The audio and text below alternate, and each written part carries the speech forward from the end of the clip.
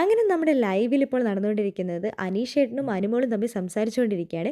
അപ്പോൾ അനീഷേട്ടൻ അഭിലാഷിനോടാണ് പറയുന്നത്, എത്ര രാത്രിയായി കഴിഞ്ഞ് കഴിഞ്ഞാൽ ഇവർക്കൊന്നും ഉറക്കവും ഇല്ല, കുശു കുശു കുശേന്ന് വർത്താനം പറഞ്ഞുകൊണ്ടിരിക്കലാണ് ഈ അനുമോൾക്കും ശൈത്യക്കും പണിയുന്നത്. അപ്പോൾ ചേട്ടന് ഇതൊക്കെ കേട്ടുകൊണ്ടാണല്ലേ ഇവിടെ കിടക്കുന്നതെന്ന് പറയുന്നുണ്ട്.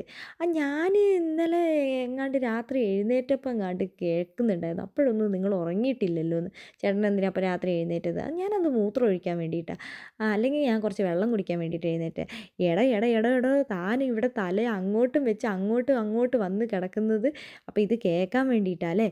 ഇനി ഈ കട്ടിൽ ഞാൻ കുറച്ച് നീക്കിയിടുന്നുണ്ട്. ശൈത്യം എവിടെ? ശൈത്യ ശൈത്യ എന്ന് അനുമോൾ വിളിക്കുന്നുണ്ട്. ശൈത്യം അവിടെ ഇല്ല അല്ലേ എന്ന് പറയുന്നുണ്ട്. അഭിലാഷ് പറയുന്നത്, ഇനി കുറച്ച് അങ്ങോട്ട് നീക്കിയിട്ടാൽ ചേട്ടന് സുഖമായിട്ട് കേൾക്കാമല്ലോ എന്ന് പറയുന്നുണ്ട്. ഭയങ്കര ഫണ്ണി ആയിട്ടാണ് അവർ രണ്ടുപേരും കൂടെ സംസാരിക്കുന്നത്. ആദ്യമായിട്ടാണ് നമ്മുടെ അനീഷേട്ടൻ ഇത്രയധികം ചിരിച്ച് നമ്മൾ കാണുന്നത് തന്നെ. അപ്പോൾ അനുമോള് പറയുന്നുണ്ട്, ഞാൻ ശൈത്യം എപ്പോഴും പറയാറുണ്ടെടാ അഭിലാഷേ, ഈ അനീഷേട്ടൻ തലയൊക്കെ ഇങ്ങനെ മൂടിയിട്ടാണ് കിടക്കുന്നത്, എങ്ങനെയാണ് ഉറങ്ങാൻ പറ്റുന്നതെന്ന് എനിക്കറിയില്ല എന്ന്. അപ്പോൾ അനീഷ് പറയുന്നുണ്ട്, എനിക്ക് അങ്ങനെ കിടന്നാലേ ഉറക്കം വരുള്ളൂ എന്ന്. ഇന്നലെ ഇവർ ഉറങ്ങിയത് 4 മണിക്കാണെന്ന് എനിക്കറിയാമെന്ന്. അപ്പോൾ അനുമോള് ചോദിക്കുന്നുണ്ട്, അതെങ്ങനെ തനിക്ക് സമയം അറിയുന്നതെന്ന്. അപ്പോൾ പറയുന്നുണ്ട്, ഞാൻ എപ്പോഴും 4 മണിക്കാണ് രാവിലെ എഴുന്നേൽക്കാറുള്ളത്, ആ കറക്റ്റ് സമയത്ത് തന്നെ ഞാൻ എഴുന്നേൽക്കും, അതുകൊണ്ട് എനിക്ക് 4 മണിയാണെന്ന് എനിക്ക് തോന്നി, അതുകൊണ്ടാണ് ഞാൻ പറഞ്ഞതെന്ന് പറയുന്നുണ്ട്.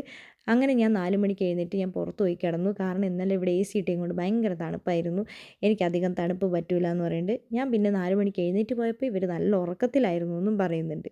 എന്താണെങ്കിലും ബിഗ് ബോസ് വീട്ടിൽ അനുമോളെയും എല്ലാവരും ഒറ്റപ്പെടുത്താൻ വേണ്ടി ശ്രമിക്കുന്നുണ്ട്. എന്താണെങ്കിലും ഇവർ രണ്ടുപേരും ബിഗ് ബോസ് വീട്ടിൽ ഒറ്റപ്പെടുമോ എന്ന് നമുക്ക് കാത്തിരുന്ന് കണ്ടറിയാം.